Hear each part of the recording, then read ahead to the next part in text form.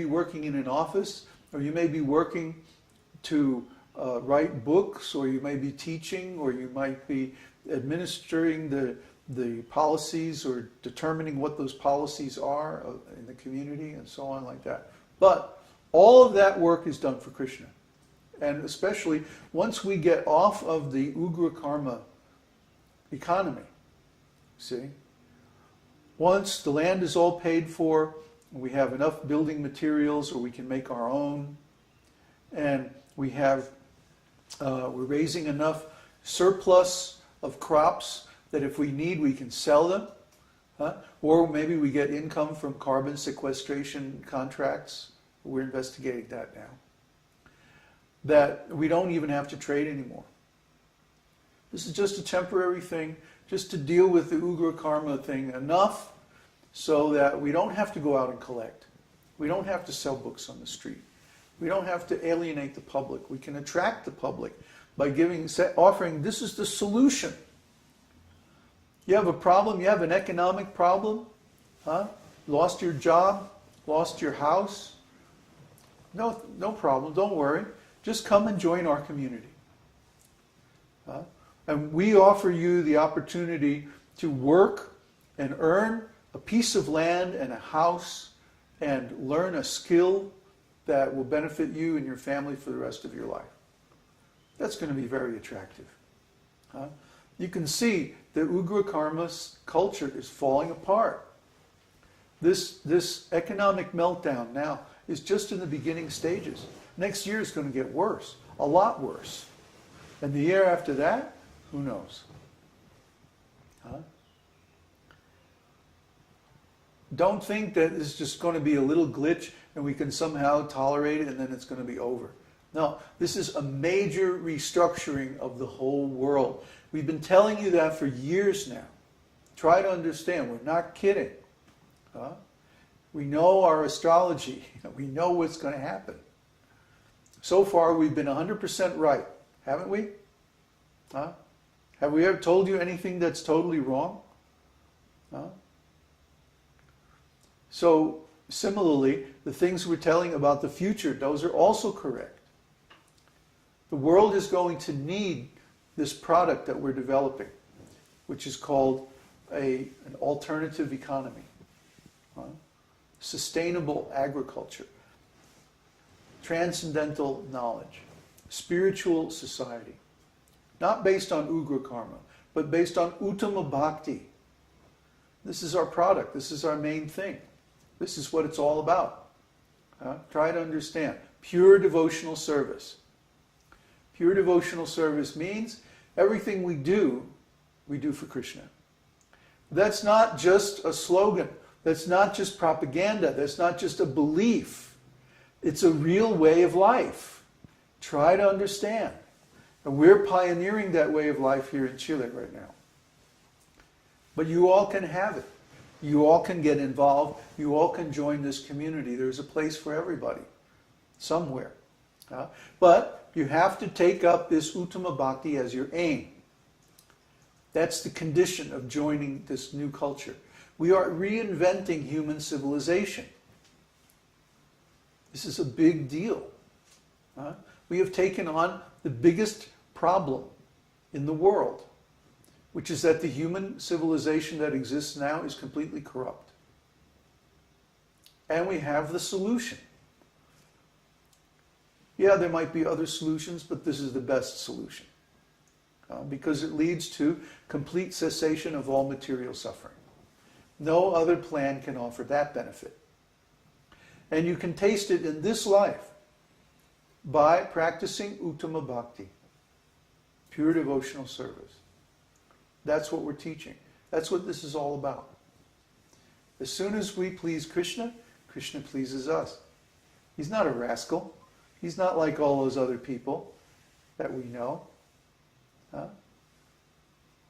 He's pure. And so if we do something to please him, he's going to feel motivated. Oh, now I'm obligated. I have to respond. That's Krishna's character. I can tell you, I know him.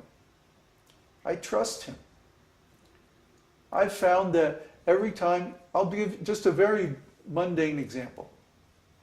every time I spend money in a way that's pleasing to Krishna, Krishna replaces it. Krishna replaces. I cannot get rid of the money that we have. I mean, I really try. Just yesterday, I spent $500 on applying for a nonprofit corporation. Yeah, that's the big news this week. We have applied for nonprofit corporate status in the U.S. It takes about 6 weeks, but it's a no-brainer. We'll get it. And guess what happened this morning? We got a $200 donation. Last week we got a $1,000 donation that I had no idea was coming. Why? I had already moved $1,000 into the stock account. And guess what? The next day we get a $1,000 donation. Probably now today, this afternoon, we'll get a $300 donation from somewhere, and then all the money that we spent on incorporation will be replaced. This is Krishna. I've been dealing with Krishna for a long time. I know how he works. And this is like, he says, I carry what they lack and preserve what they have. He says that right in Bhagavad Gita. You think he's kidding? You think this is just some kind of belief? No. He really does it. You have to understand. If you deal with Krishna for a while, then you'll be able to verify everything I'm saying. You don't lose anything by coming and serving Krishna. You only gain. And the more closer you come to the standard of Uttama-bhakti, the more you gain. And it actually becomes infinite. So this is what we're about. So we only got to the first term. 64 more weeks ago. Yeah. Oh, there's many. No, this is like, what is this? This first one is like 25 or something, 20. And then there's the 64 limbs of bhakti. And then there's all of the terms having to do with bhava. And we have something to preach about forever. Bhaktisiddhanta Saraswati once said, I want to publish a newspaper about Krishna consciousness. And somebody said, how can you publish a paper every day about Krishna consciousness? What is there to say? And he said, a paper every day, that's nothing. We could publish a newspaper every second and never run out of things to say about Krishna. It's true. It's absolutely true. How many devotee news sites are there on the internet right now? I can think of at least a dozen right off the top of my head. So here is a newspaper, basically, being published every day with new stories about Krishna consciousness. So there's no problem. If we want to have a newspaper every day or even every minute, if we just need, what we need is enough writers who understand the subject, and we could easily publish. No problem. Questions? Neville was asking, what is the difference between karma yoga and karma mishra-bhakti? It's about the same thing. Yeah, karma yoga is when we take the work that we're doing and we apply the result to Krishna consciousness. It's a little bit different. For example, let's say I have a job, and every week I get paid a salary from my job. And then I take a percentage of that salary and I donate it to the temple. Or I use it for nice deity worship or something like that. That's karma yoga. Taking the karma that you're already engaged in and offering the result to Krishna instead of taking the result for yourself. Karma mishra bhakti, however, is when we perform the activities of bhakti with the motivation for personal aggrandizement, for personal benefit.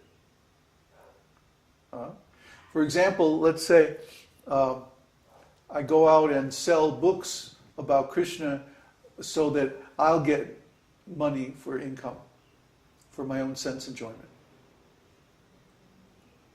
You understand the distinction? Yes, I understand. What about Neville?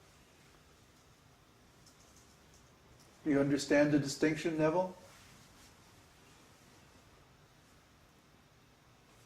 So then Uddhava is doing karma yoga, no? No, he's doing karma mishra bhakti. Because it's not a job. He's doing voluntary service for Krishna. But that service involves collecting money from the outside world. See? So actually he's engaged in pure devotional service because he's acting by the